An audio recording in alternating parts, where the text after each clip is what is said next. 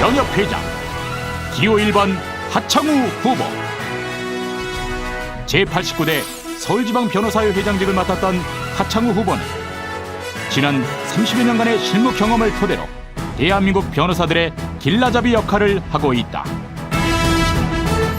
의뢰인과의 신뢰를 통해 변호사의 명예를 지킬 수 있다고 믿는 하창우 후보.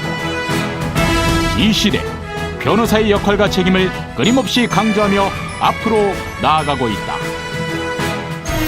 준비된 변협회장 기호 1번 하창우입니다. 저는 이번에 명예 때문에 변협회장이 나오지 않았습니다. 저는 판사나 검사를 지내본 적이 없습니다. 저는 어떤 명예나 권력도 누려본 적이 없습니다. 저는 고용 변호사 5년, 개업 변호사 24년, 모두 29년의 변호사 생활을 밑바닥부터 출발해서 지금에 이르렀습니다. 그렇기 때문에 여러분의 생각을 가장 절실하게 담을 수 있습니다. 변호사 수 제한 문제, 청년 변호사 일자리 창출 문제, 사법시험 존치 문제, 이런 문제를 누구보다도 열심히 온몸을 던져서 해결하도록 노력하겠습니다. 밥은 먹고 삽시다. 가장 중요한 것은 생존권 사수. 기호 2번 소순무 후보. 대한변호사협회 총회의장을 역임한 소순무 후보는 소통과 화합을 강조하는 회의로 하루를 시작한다. 법조계의 신뢰를 회복하고 법조 시장을 정상화시키려면 대한변호사협회가 그 중심에 서야 한다고 주장하는 소순무 후보. 변호사 2만 명 시대. 모두가 상생하는 법률 시장을 만들기 위해 지금 이 순간에도 최선을 다하고 있다. 밥은 먹고 삽시다. 기호 2번 소순무 변호사입니다. 저는 오랫동안 회무에 참여하면서 수많은 회원을 만났고 고충을 듣고 공감했습니다. 점점 변호사로서 살기가 어려워지는 반면 법조에 대한 불신은 깊어지고 있습니다. 변호사 법조계를 위해 제가 가진 능력 모두를 쏟아붓겠습니다. 여러분의 변호사로서 회원 여러분을 위해 헌신하겠습니다. 제 마지막 의뢰인이 되어주십시오. 강한 변협, 행동하는 협회장. 기호 3번 박영수 후보. 한때 대검찰청 중수부장을 지냈던 박영수 후보는 검사라는 직업에 대한 소명의식과 자긍심으로 정의를 실현하는 데 힘써왔다.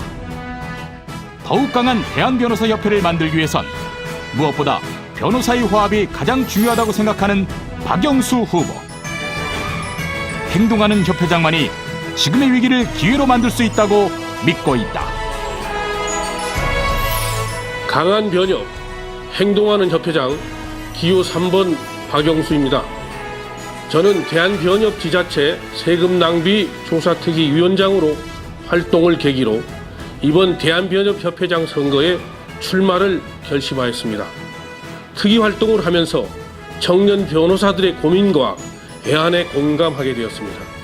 제가 협회장이 된다면 저의 30년간의 공직 경험과 네트워크를 총동원하여 신규 변호사 배출 규모를 축소하고 청년 변호사들의 먹거리 문제를 해결하는 데 혼신의 힘을 바치겠습니다. 변호사의 인권을 수호하고 법조 일원화를 전면 확대 실시할 리더. 기호 4번 차철순 후보. 대한변호사협회 수석 부협회장을 역임한 차철순 후보는 대한민국 법조계의 위상 강화를 위해 법조인 배출수를 대폭 감소시키고 변호사 직역을 철통 방어하기 위해 힘쓰고 있다. 그 누구보다 변호사들을 가장 먼저 생각하는 차철순 후보는 변호사 일자리 2천여 개 창출과 법조 일원화 전면 확대 시행을 통해 변호사 인권의 절대 수호를 꿈꾸고 있다. 정부가 만든 핵폭발급 위기, 기호 4번 차철순 변호사가 기회로 만들겠습니다. 우리나라에서 100년 동안 1만 명의 변호사가 배출되었는데 정부는 그 뒤 단 8년 만에 또 다른 1만 명의 변호사를 배출함으로써 그 후폭풍으로 지금 변호사 시장은 쑥대밭으로 변하고 있습니다. 더욱 암담한 현실은 지금이 끝이 아니라는 점입니다. 회원 여러분, 기호 4번 차철순이 정부와 빅딜을 통하여 위기를 기회로 만들겠습니다.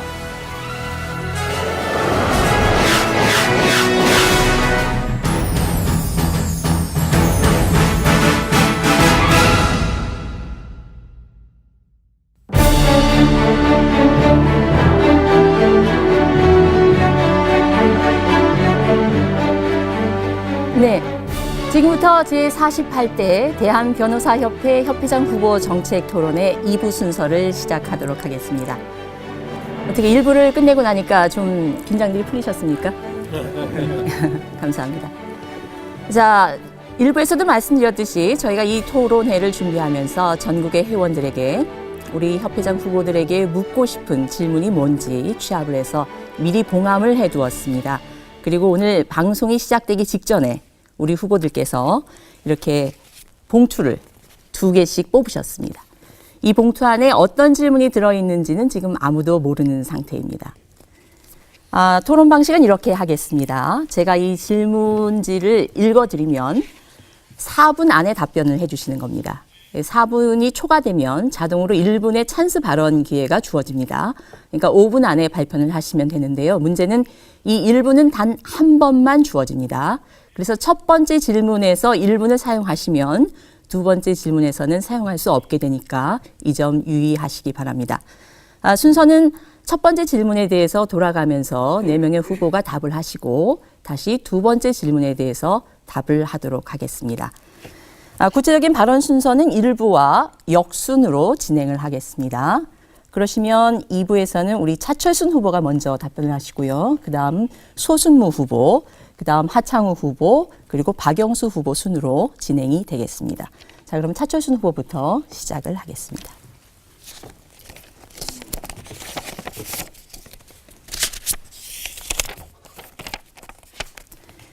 네, 변호사 연수원 설립에 대한 의견입니다. 현재 변호사 연수는 협회에 설치된 변호사 연수원에서 일반 연수 또는 특별 연수 운영 계획을 수립하여 실시하고 있다. 그러나 현재의 체제 하에서는 변호사의 경쟁력을 무한도로 강화할 수 있는 연수가 불가능한 것으로 본다.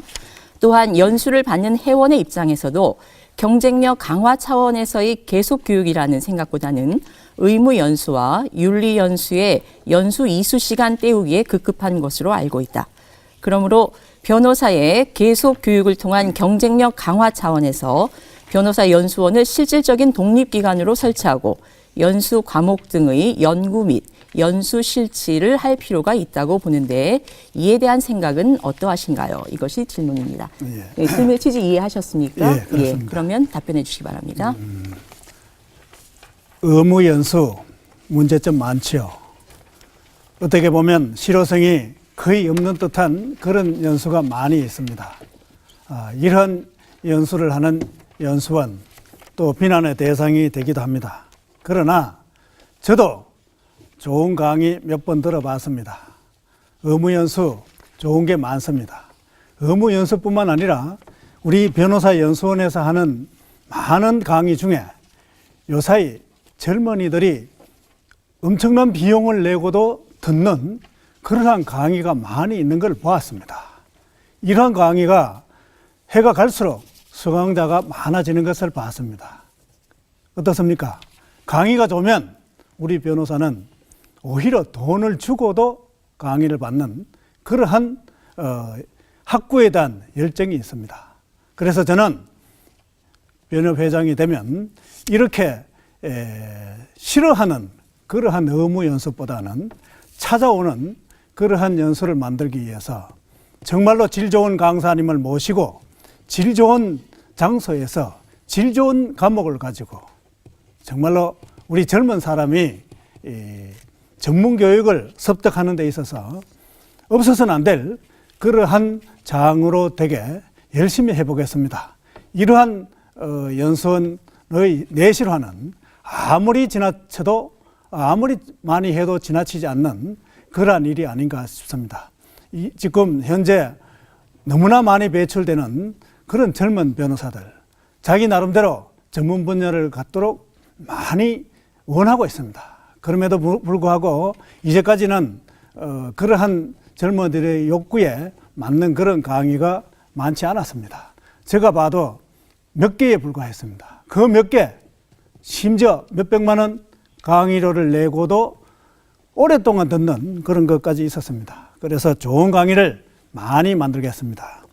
다만 변호사 연수원을 독립적으로 해서 하자라는 이 문제에 대해서는 대한변협이 지금 감시 감독하고 있는 변호사연수원을 독립적으로 하는 문제에 대해서는 그 감독이라든지 그 내실화, 그리고 거기에 만약에 어떤 문제점이 생긴다면 그것을 어떻게 규율할 것인가 하는 것은 변호사연수원 하나의 독립단체로서의 문제이기 때문에 다른 기관하고 어떻게 비교도 할 수 없는 그런 위치에 있는 것이 되므로 그러한 문제에 대해서는 좀 더 많은 고려를 한 다음에 결정을 해야 될 그런 문제가 아닌가 싶습니다. 어쨌든 변호사연수원의 내실화와 독립성 문제는 우리 전 1만 5천여 명의 변호사들의 앞으로의 블루오션에 해당하는 그러한 삶의 터전을 마련해 줄 수 있는 그러한 기관이기 때문에 그러한 문제에 대해서는 변협회장으로서 단독으로 생각할 게 아니고 관련 모든 사람들의 합의에 의해서 그렇게 결정돼야 될 그런 문제가 아닌가 생각합니다. 감사합니다. 네, 다음은 소수무 후보께 질문을 드리도록 하겠습니다. 네, 질문 번호 10번입니다.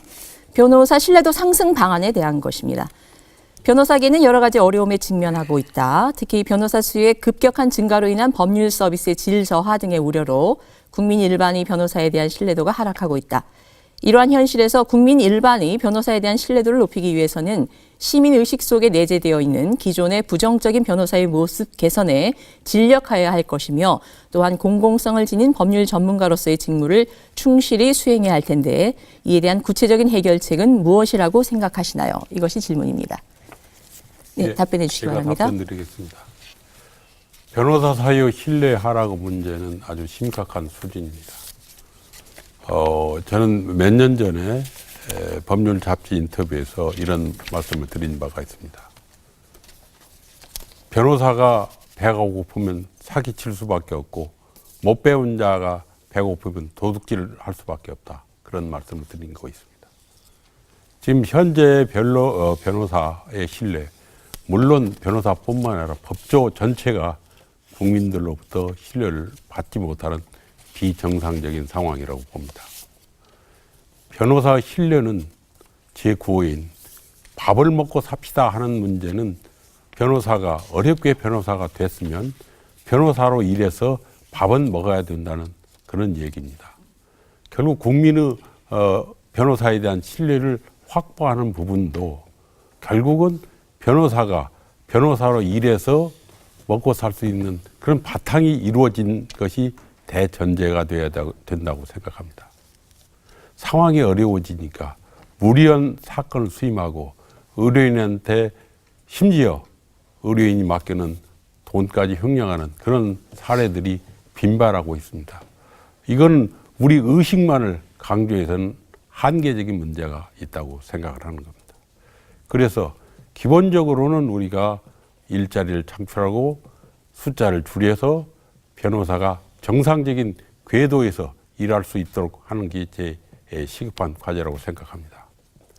그리고 또 하나 그 변호사에 대한 신뢰 회복은 우리 변호사가 국민들한테 좀 다가가야 할 필요가 있다고 생각합니다. 결국 쉽게 얘기하면 아파트 대표도 이전에 크게 문제가 된 일이 있죠. 아파트 관리 이런 문제까지 이웃으로서 가까운 이웃으로서 우리가 노력을 해야 된다고 보고요. 또 하나 신뢰 회복에서는 정말 우리가 용납할 수 없는 비리를 저지른 회원에 대해서는 강력한 징계 조치를 할 필요가 있다고 생각하고요. 더 나쁘면 지금 그런 제도가 마련되어 있습니다만 제대로 작동하지 않는 것 같습니다. 또 하나는 변호사가 배만 고프다고 해서 영리성만 추구해서는 변호사로 정체성을 잃게 된다고 생각을 합니다. 변호사에게서 인권과 공익활동은 그 정체성을 결정짓는 가장 중요한 덕목입니다. 그래서 이런 부분이 여러 공익 연수 이런 것이 있음에도 불구하고 윤리연수는 우리가 양보할 수 없는 부분입니다.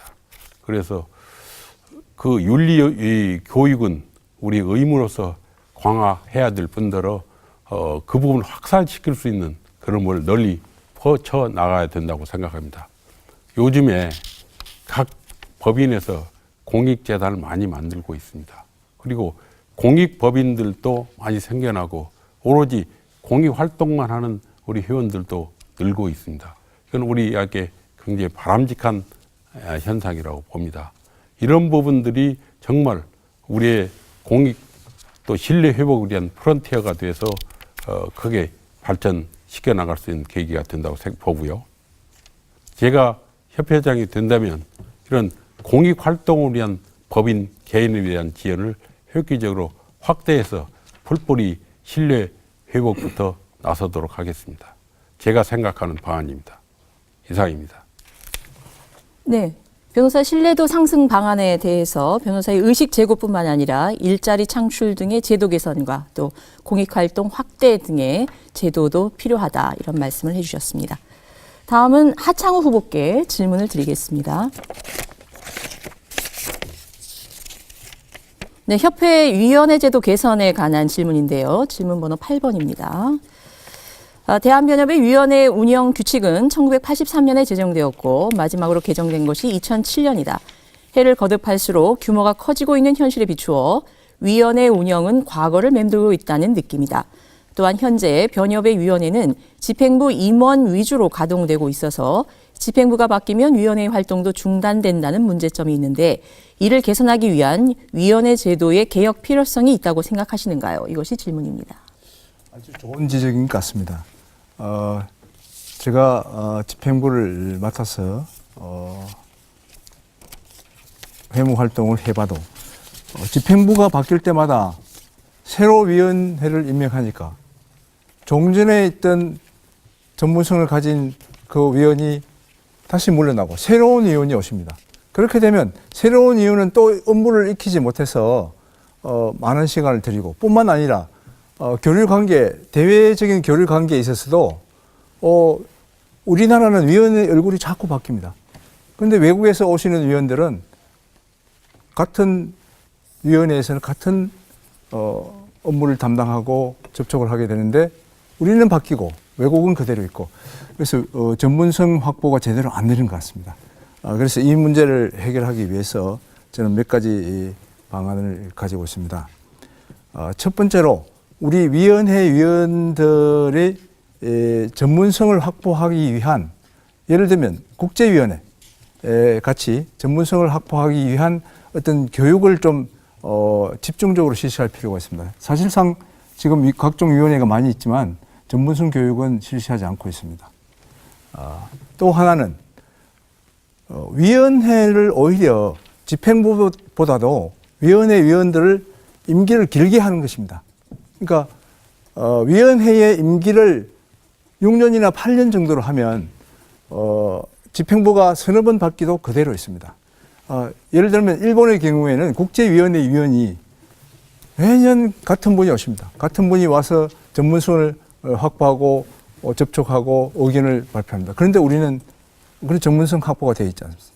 그래서 우리나라는 이제 위원회를 임기를 6년 내지 8년 이렇게 만들어서 적어도 서너 번의 집행부가 바뀌더라도 전문성을 확보하고 대외적인 교류 관계에 있어서 그분들을 다시 만나서 정책이라든가 입법률을 비교하면서 좋은 의견을 제시하고 토론회가 되고 심포지엄이 될 수 있는 이런 기회가 만들어질 수 있다는 것입니다. 그래서 제가 두 가지 방안을 말씀드렸습니다. 감사합니다. 네. 위원회 제도 개선과 관련해서 전문성을 확보하고 집행부와 독립돼서 임기를 연장하는 방안에 대해서 말씀을 해주셨습니다. 자, 다음은 박영수 후보에게 질문을 드리겠습니다.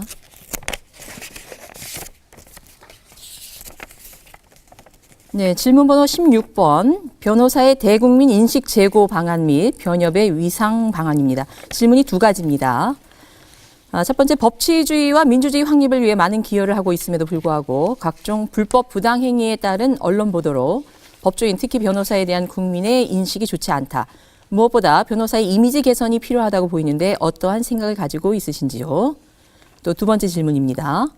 변협은 잘못된 국가 정책에 대한 비판을 통해 국가를 견제해야 한다고 보는데 영향력이 예전보다 현저히 약해 보인다.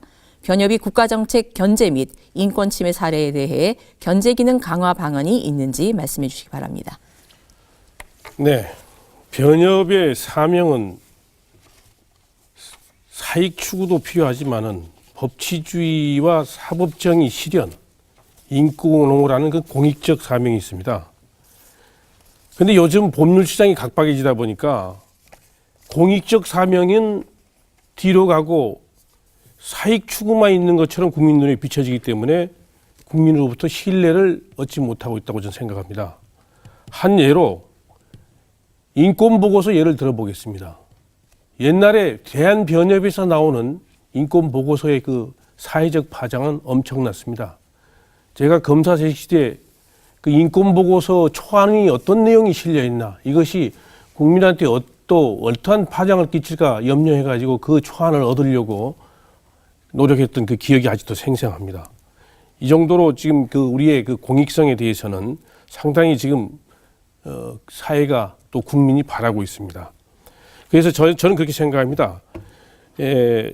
이런 차원에서 그 변협의 공익 활동은 더욱 사회적, 옛날에는 좀 앉아서 기다리는 법률 복지 차원에서의 그런 시혜적인 공익 활동이었다면은 이제는 좀 더 사회를 감시하는 적극적인 공익 활동으로 넘어가야 되지 않느냐.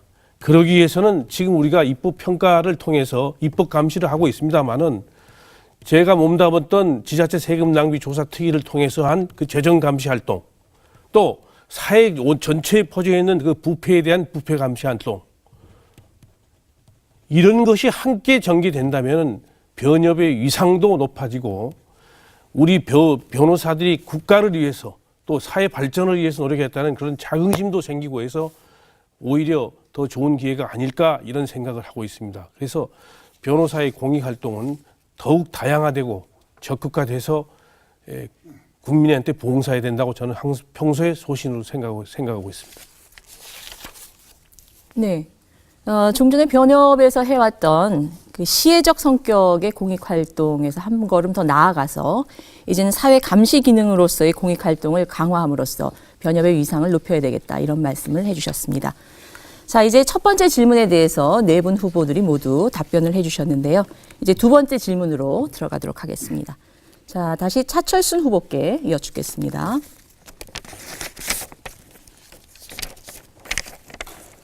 네, 질문 번호 13번입니다. 법률시장 개방에 따른 위기 해소 방안입니다. 한국과 EU 그리고 한국과 미국의 자유무역협정에 따라 2016년부터는 한국과 EU 또 2017년부터는 한국과 미국의 법률시장이 3단계 개방으로서 완전 개방된다.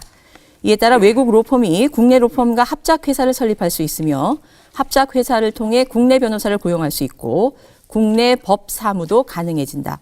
결국 변호사의 대량 배출로 점점 국내 변호사끼리 경쟁이 치열해지고 있는 가운데 외국 로펌과의 경쟁까지 더해지면 우리나라 변호사계는 무한 경쟁의 시대로 접어들게 될 것으로 보인다. 이에 대한 대책이 무엇이라고 생각하시는가요? 예, 법률 시장의 개방. 한때 우리는 그것을 핵폭탄처럼 생각했죠.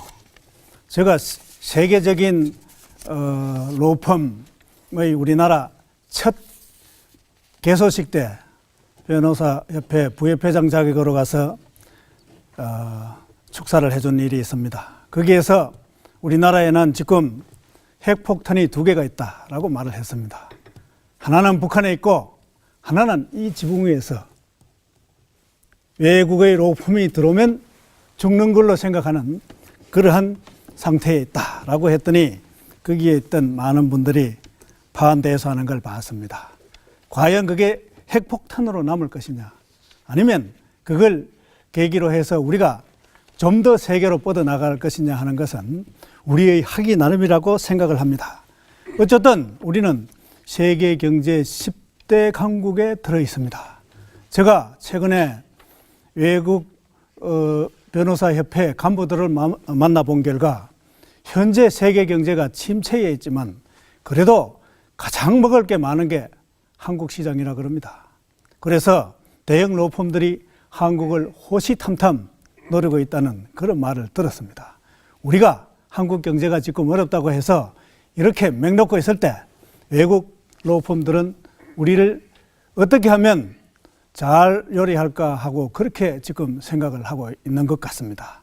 우리의 이 행동 어떻게 해야 됩니까?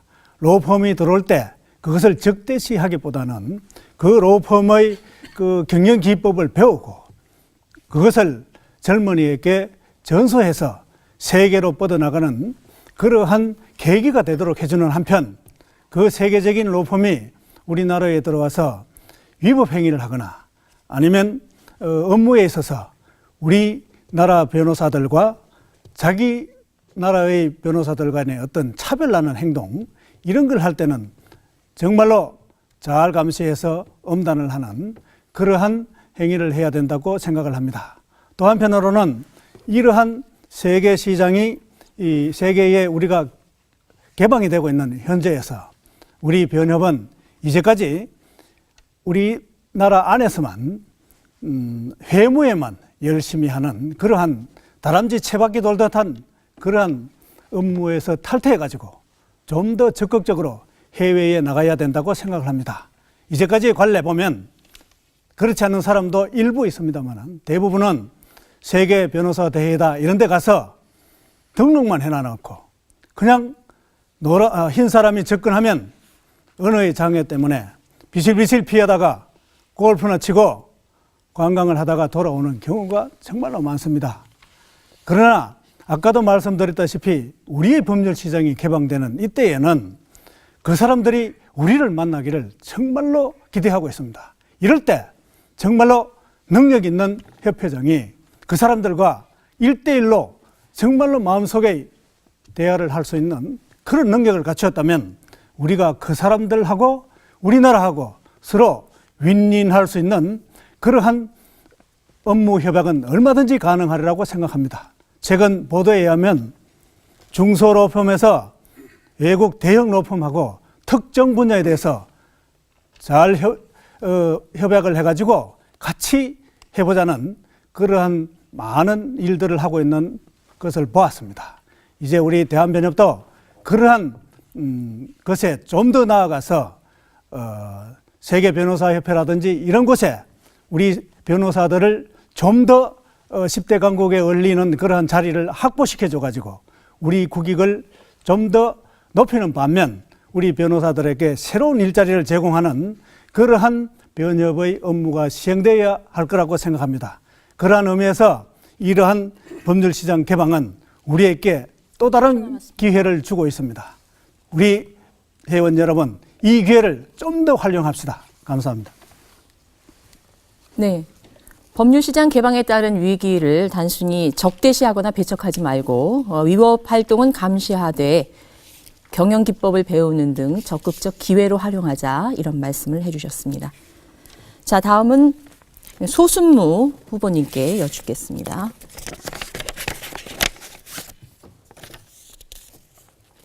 네, 질문 번호 18번입니다. 변호사의 근로조건 개선 방안에 대한 것인데요. 자, 신규 변호사에 대한 근무 연장, 퇴직금, 출산 휴가 등 근로조건이 제대로 지켜지지 않아 무리를 빚고 있는데 이에 대한 시정 방안이 있으신지요? 이것이 질문입니다. 네, 답변해 주시기 바랍니다. 예, 답변 드리겠습니다. 얼마 전에 임신한 로펌 변호사가 휴직하는 문제로 인해서 세간을 떠들썩하게 했고 로펌 대표가 형사 처벌을 받은 사례가 있습니다. 과거에 변호사의 근로 조건은 문제가 되지 않았습니다. 변호사는 전문직이라고 생각했고 자긍심을 갖고 일해왔습니다. 조금 더 훌륭한 변호사가 되기 위해서 불철주야 정말 열심히 일했습니다. 그렇지만 지금 상황이 달라졌죠. 열심히 일해도 파트너들 희망도 없고 열심히 일하고 싶어도 자리가 없습니다. 이런 상황에서 소형, 대형, 또 개인 변호사에게 고용되어 있는 특히 청년 변호사, 여성 변호사의 근로 조건은 심각한 상황에 이릅니다. 왜? 과거에는 비전이 있었습니다. 나도 조금만 노력하면 선배의 반열에 서가지고 확실한 급여 수입과 명예를 누릴 수가 있는데 지금은 좌절이 된 상태입니다. 그래서 이 부분이 굉장히 예각적으로 대립하고 있는 상황입니다. 이 문제를 해결하지 않고서는 우리가 제가 추구하는 상생의 법조를 이룰 수가 없다고 생각합니다. 그렇지만 여기는 험난한 길이 많이 남아 있습니다. 왜? 기본적인 우리가 틀을 바꾸지 않으면 이 문제를 해결하기 할 수 없기 때문입니다. 마침 대한변협에서도 근로자 표준 계약서를 만들어서 권장할 거라고 합니다. 문제는 계약서를 만들고 그대로 지키는 것이 중요합니다. 그렇지만 과연 계약서만이 이 문제를 해결해 주지 못합니다. 역시 이 문제 역시 우리가 변호사가 변호사로 일해서 먹고 살 수 있는 환경이 마련돼야지 가능한 것입니다. 지금 현재의 상태를 놓고 엄격하게 근로기준법을 적용한다면 오히려 열악한 고용 환경에 처해 있는 청년 변호사 또는 여성 변호사에게 더 큰 불이익이 갈 수 있는 그런 이중적인 문제를 갖고 있는 것입니다. 그래서 저는 이 문제의 근본적인 해결은 우리 일거리를 늘려서 변호사가 정상적으로 일해서 갈 수 있는 그런 상황을 만드는 게 가장 중요하다고 보는 것이고요. 또 하나는 선배 변호사의 배려입니다. 제가 상생의 법조계를 주장하고 있습니다. 결국 상생은 있고 여유 있고 선배들이 배포를 해야 됩니다. 그렇지 않고서는 이 문제를 해결해 갈 수 없습니다. 조금씩 양보하면 이러한 마찰이 굉장히 줄어들 거라고 생각합니다. 변호사는 다른 직종과 다릅니다. 법치를 하고 인권을 부르짖는 그런 중요한 사회적 기능을 하고 있습니다. 우리 후배를 아끼고 조금씩 양보하고 대화하면 많은 문제들은 해결할 수 있다고 생각합니다. 그래서 여성 청년들에서 근로자 문제는 제가 말씀드린 대로 이러한 틀에서 해결해야지만이 가능하다고 보는 것입니다. 이상 답변 드렸습니다. 네. 변호사 선후배 간의 상생의 문화를 강조하셨고요. 그 근무 환경에 있어서의 준법이 지켜져야 하는 것은 당연하지만 더 나아가서 고용 시장이 개선될 수 있도록 노력해야 되겠다 이런 말씀을 하셨습니다. 자, 다음은 하창우 후보께 질문을 드리겠습니다.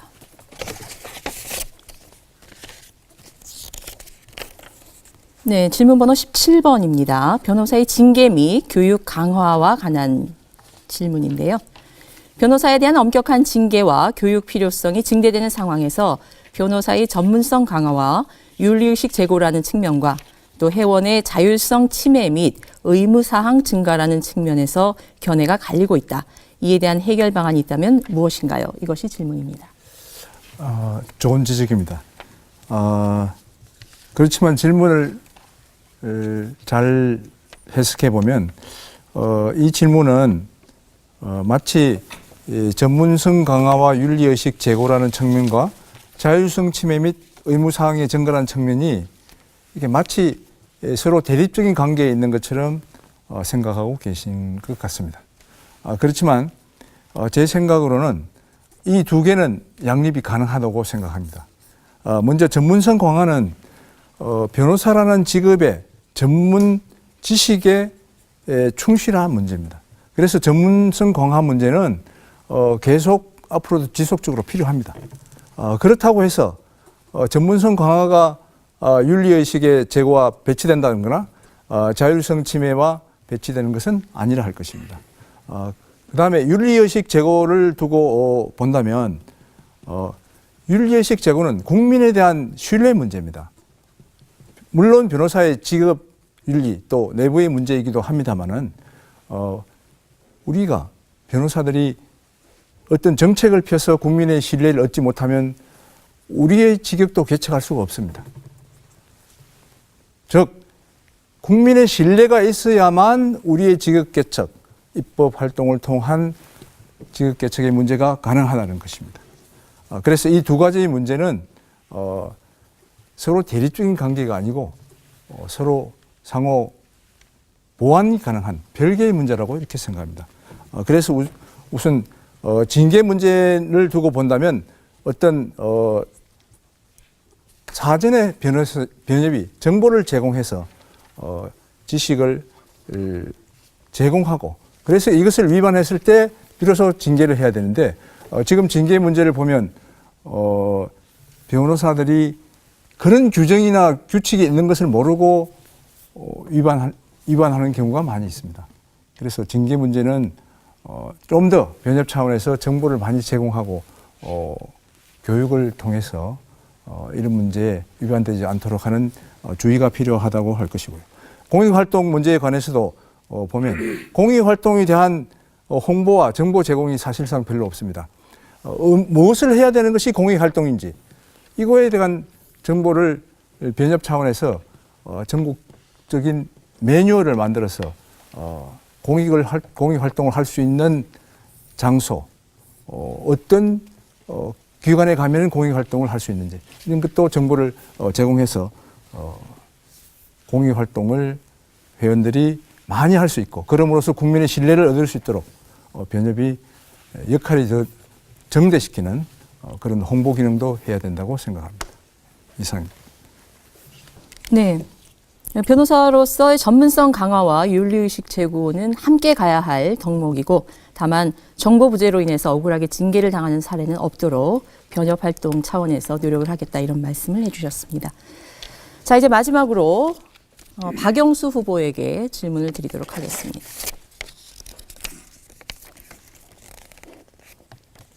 네, 질문 번호 9번입니다. 변호사 연수와 관련된 질문인데요. 현행 변호사법에 의하면 변호사 시험 합격자에 대해서 6개월간의 보수 교육을 받도록 하는 제도를 시행하고 있는데 그 실효성이 크지 않다는 시각이 있다. 이에 보수 교육을 사법연수원에 위탁하여 시행하는 방법이 해결 방안으로 대두될 수 있는데 이에 대한 의견은 어떠십니까? 이것이 질문입니다. 네, 로스쿨 6개월 실무수습 제도가 도입된 것은 로스쿨 3년 동안의 교육 과정에서 실제 현장에서의 실무수습 교육이 좀 부족하고 사법연수원에 부족하기 때문에 그걸 보완하는 차원에서 실무수습을 둔 걸로 알고 있습니다. 그런데 여기에는 두 가지 문제가 있습니다. 하나는 교육 기회의 불균형이라는 문제가 있고 또 하나는 교육 내용의 불충분성이라는 두 가지 문제가 있습니다. 교육 기회의 불균형은 뭐냐? 한마디로 어떤 학생은 로스쿨 졸업생은 대형 로펌에 가서 제대로 교육을 받고 어떤 분은 아주 소형 로펌에서 교육을 받는 이런 시스템이 있는가 하면 또 그것도 모질해서 별도의 그 변협에서 실시하는 교육을 받는 이러한 보이지 않는 그 불평등이 있는 겁니다. 그래서 이것은 반드시 좀 시정이 되지 않느냐 저는 이렇게 생각합니다. 또 두 번째는 교육 내용이 과연 그러면 다들 충분하게 다들 돼 있느냐 균등하게 그것도 그렇지가 않습니다. 대형 로펌 내용은 거기는 여러 가지 사례를 공부할 수 있고 있지만 아주 작은 로펌 같은 데 가면은 그것도 맨 송무만 하고 이런 식으로 해서 다양한 교육을 받을 수가 없습니다. 더군다나 우리 변협에서 실시하고 있는 그 6개월 집체 교육도 그 내용이 일주일에 2번 가는 걸로 알고 있는데요. 내용이 아주 빈약하기 때문에 연수생들이 아주 그것에 대한 불만이 많습니다. 로스쿨생들이. 그래서 이런 것을 시정해야 됩니다. 그럼 그 대안이 뭐냐? 바로 불균형을 시정을 해야죠. 그러려면은 예를 들어서 지금 이렇게 모두 모아서 이렇게 6개월간 집체 교육 시킬 게 아니라 예를 들어서 수료해서 발표하기 전까지 시간이 많이 남아 있거든요. 그럼 그 기간 동안에 희망자에 한해서 어떤 실무 교육을 집중적으로 시키고 또 요새 방송통신교육처럼 인터넷 교육 같은 걸 시켜가지고 실무의 일반 요령 교육은 시킨 다음에 이제 진짜 실전에 적용할 수 있는 실무 교육은 한 2주면 2주, 4주면 4주 동안 모여가지고 시키는 이런 여러 가지 다양한 교육 방법을 시켜서 로스쿨 출신들 간의 기회 균등과 교육 내용을 충분히 받을 수 있는 기회를 제공해야 되지 않느냐 하는 게 제 생각입니다. 그래서 이 의무연수 교육제도는 제가 생각하기 이건 반드시 시정하고 고쳐야 됩니다.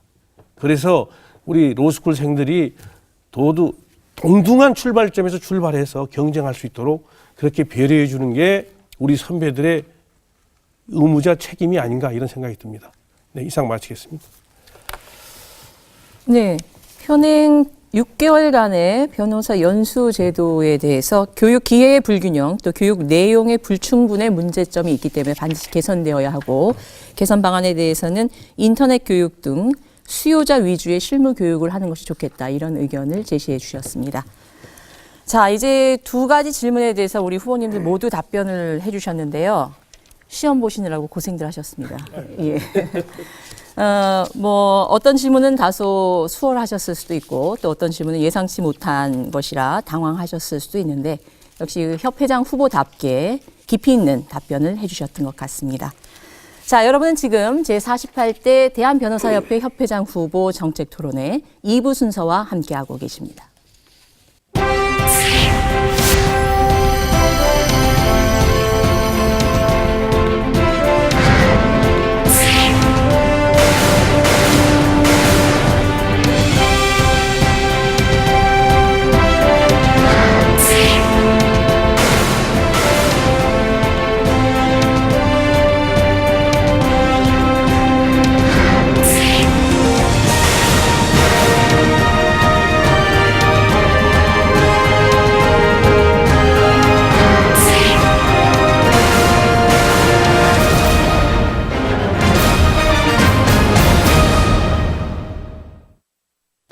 이제 모든 토론회 순서가 끝났습니다.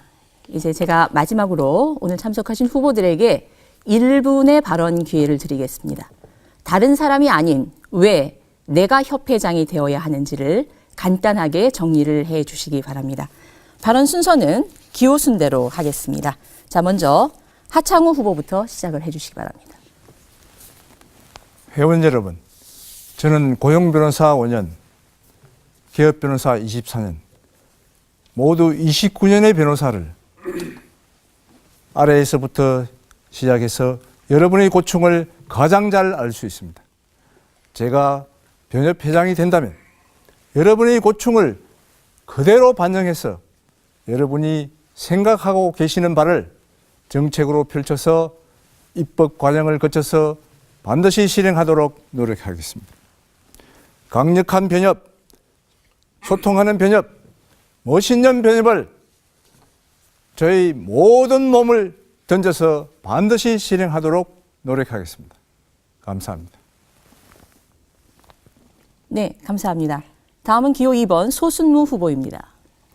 예, 존경하는 회원 여러분, 저희 목표는 비정상적인 법조를 정상화시키고 상생의 법조를 실현하는 일입니다.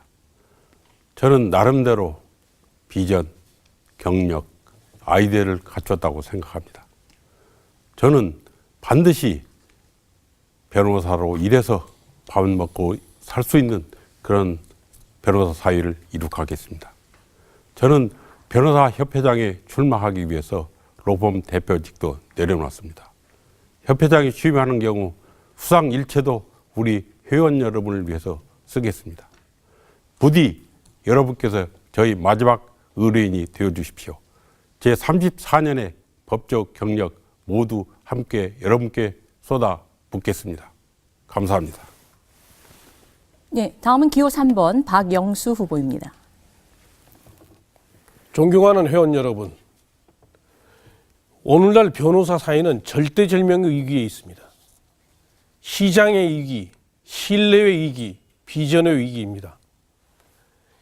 이 위기에서 벗어나려면은 변호사들을 위한 변협, 강한 변협이 되어야 합니다.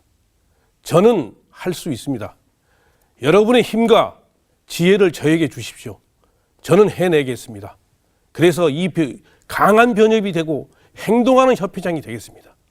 꼭 저를 믿어주십시오. 감사합니다. 네, 다음은 기호 4번 차철순 후보입니다. 존경하는 회원 여러분, 위기는 하루바삐 극복되어야 합니다. 현재 위기 상황을 극복할 협회장은 특정 포지션의 수비 선수로는 부족하고 모든 포지션을 소화할 수 있을 뿐만 아니라 공격도 잘하는 올라운드 플레이어가 되어야 한다고 생각합니다. 현재의 국민은 우리 변호사가 아무리 비명을 질러도 잘 먹고 잘 사는 그러한 사람으로 생각하고 있습니다.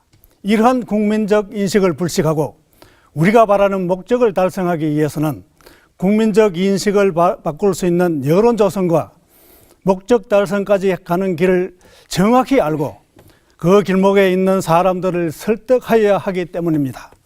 회원 여러분, 4번 타자 차철순에게 홈런 칠 기회를 주십시오. 감사합니다. 이상으로 모든 후보들의 이야기를 들어봤습니다. 자, 변호사 타이틀이 안정된 인생을 보장하던 시절은 이미 옛날 이야기가 되어버렸습니다. 지금은 안타깝게도 취업과 또 생계를 걱정해야 하는 변호사들의 숫자가 나날이 늘어가고 있습니다. 또한 변호사 내부에서는 기성 변호사, 청년 변호사, 또 로스쿨 출신 변호사로 나뉘어서 갈등을 겪는 양상까지 보이고 있습니다.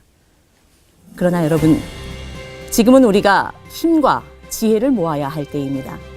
또한 우리에게 능력 있는 지도자가 필요한 때입니다. 여러분, 현명하게 판단하시고 주어진 한 표를 꼭 행사하시기 바랍니다. 자, 이로써 제48대 대한변호사협회 협회장 후보 정책 토론회를 마치겠습니다. 지금까지 진행해 곽란주 변호사였습니다. 함께해 주신 여러분 감사합니다.